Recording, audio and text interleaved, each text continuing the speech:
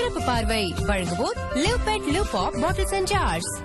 மதுரையின் மெத்தென்ற பீத்து போட்ட பரோட்டா, விருதுநகரின் பொரித்த பரோட்டா, செங்கோட்டை கோழிக்குழம்பு பரோட்டா என விதவிதமாக வாயூர பேச வைக்கும் பரோட்டாவின் சுவை எப்போதுமே அலாதிதான். ஆனால் பரோட்டா ருசியை அறிந்த அளவுக்கு அதன் பக்க விளைவுகள் எதுவும் யாரிடமும் பிரபலமாகாமல் இருப்பது இன்று வரை ஆச்சரியமளிக்கும் ஒன்று. பரோட்டாவால் ஏற்படும் பகீர் பாதிப்புகளை பற்றி அலசுகிறது இன்றைய சிறப்பு பார்வை.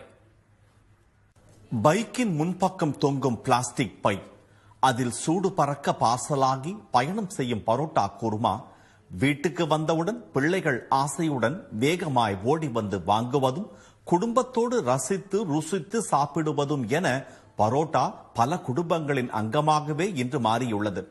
உழைப்பவர்கள் பெரிதும் விரும்புவதும் பரோட்டாவைத்தான். ஏன் இந்த மாற்றம்? தோசையோ அது இது இந்த மாதிரிலாம் சாப்பிட்டா வேலையாகாது. ஏன்னா ஒரு தோசைங்கும் போது நாங்கெல்லாம் சாப்பிட்டா ஒரு 10 தோசை சாப்பிடணும். அப்போ 120 ரூபா ஆகி போயிடும். அப்படி இருக்கும் போது இந்த பொரோட்டாங்கும் போது ஒரு 3 பொரோட்டா 4 பொரோட்டா சாப்பிட்டோம்னா 12 ரூபா தான் பொரோட்டா. சால்னா ஊற்றி கூட சாப்பிட்டேன்னு சொன்னா கிட்டத்தட்ட ஒரு 4-5 மணி நேரம்னால மைலேஜ் நிற்கும். நல்லா ஹெவியான ஒர்க் செய்யலாம். ஹெவியான வேலைகள் செய்யும் போது நல்லா ஆரோக்கியமா இருக்கும். பரோட்டா உருவான வரலாறு வினோதமானது. 2ஆம் உலகப் போர் காலகட்டத்தில் போர்க்களத்தில் குதிரைகள் நீண்ட நேரம் பசி தாங்குவதற்கான உணவாகவே அது தயாரிக்கப்பட்டிருக்கிறது. ஆனால் மனிதர்களின் பசி தாங்குவதற்கான ஒன்றாக அது மாறிப்போனதுதான் விசித்திரம். பரோட்டா சுவைக்கு பெண்கள் பலர் அடிமை. ஆனால் அது அவர்களுக்கு செய்யும் கெடுதல்கள் ஒன்றல்ல, இரண்டல்ல, ஏராளம்.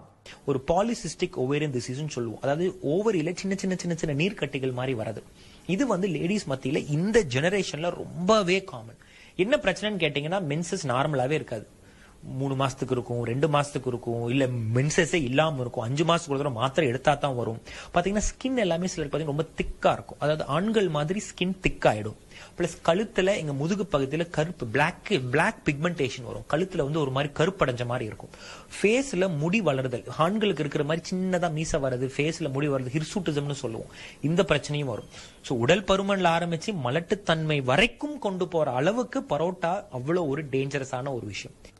தொடர்ந்து பரோட்டா சாப்பிடுவோருக்கு கலோரிகள் அதிகரிப்பால் இன்சுலின் குறைபாடு ஏற்படலாம். இதனால் சர்க்கரை நோய் வேகமாக தாக்கும். மைதா மாவினை வெள்ளையாக்க சேர்க்கப்படும் ரசாயனங்கள் ஹேர் டைகளில் சேர்க்கப்படுபவை. இவற்றால் ஒவ்வாமை முதல் மாரடைப்பு வரை ஏற்படக்கூடும். அத்தனைக்கும் மேலாக படையெடுக்கின்றன விதவிதமான புற்றுநோய்கள். உணவு குழாயில அடினோ கார்சினோமாங்கிற புற்றுநோய் 15 வருஷத்துக்கு முன்னால நம்ம அவ்வளவா இந்தியாவில் பார்க்கல. ஆனா இப்போ அந்த அடினோ கார்சினோமாங்கிற உணவுக்குள்ள புற்றுநோய் இன்னைக்கு ரொம்ப அதிகமாகிட்டு இருக்கு. அதனால மதுபானம் அறிஞ்சாதான் கல்லீரல் பாதிப்பு இல்ல. இந்த புரோட்டா சாப்பிடுறவங்களுக்கு ஃபேட்டி லிவர் கல்லீரல் சுருக்கம் ஏற்பட்டு அதனால வரக்கூடிய புற்றுநோய்கள் அதிகமா இருக்கு. இந்த வயிற்றில் வரக்கூடிய 3 வகையான புற்றுநோய்கள் வர்றதற்குமே இந்த புரோட்டா ஒரு காரணமாக உண்டு. நகரங்களில் துவங்கி நெடுஞ்சாலைகளில் பரவி கிராமங்களிலும் கால் பதித்துவிட்டன பரோட்டா கடைகள். இட்லி தோசையின் இடத்தை பிடித்துவிட்ட பரோட்டாவின் சுவைக்கு முன் அதன் பக்க விளைவுகள் எந்த பயமுறுத்தலையும் ஏற்படுத்த முடியவில்லை என்பதே நிஜம். ஆனால் மண் சார்ந்த உணவை மறந்து அந்நிய உணவுக்கு ஏன் அடிமையாக வேண்டும் என்பது சமூக ஆர்வலர்களின் கேள்வி. அது எதிலிருந்து எடுக்கிறோம்னா வீட் என்கிற, அது ஆங்கிலத்தில் வீட் என்று சொல்லுகிறோம். வீட் என்று சொன்னால் அதுல ஹீட் என்கிற ஒரு பாதி பொருள் அடங்கி இருக்கிறது அதுல. அப்ப யாருக்கு அது தேவை? எவனுக்கு ஹீட் தேவையோ அவனுக்கு அது தேவை. இப்ப நார்த் இந்தியாவில் எடுத்துக்கிட்டீங்கன்னு சொன்னா அவன் கிளைமேட் நல்ல கூலா இருக்கு. அப்ப அவனுக்கு ஒரு ஹீட்ங்கிறது தேவை. அது கோதுமையிலே இருக்கக்கூடிய ஒரு பொருள். இங்க நாம சாப்பிடுறது ரைஸ், அதுல ஐஸ் என்று ஒரு பதம் வருகிறது அல்லவா? அப்ப ஐஸ் சொன்னா அதுல ஏற்கனவே கூல் இருக்கு. நமக்கு கூல் தேவை. நாம எல்லாம் விவசாயம் காடு கழனிகளில் வேலை செய்து நம்முடைய வெப்பமான பகுதியில் இருக்கிறதுனால நமக்கு ரைஸ் தான் உகந்தது. அப்ப எங்கேயாவது அமெரிக்காக்காரன் பழைய சோறு சாப்பிட்டுருக்கான்னு நீங்க கேள்விப்பட்டிருக்கீங்களா? அவன் சாப்பிடுறதுல நீங்க ஏன் வேற அந்நிய ஃபுட்டுக்கு அடாப்ட் ஆகுறீங்க? இதை ஒரு லிமிட்ல வச்சுக்கங்க.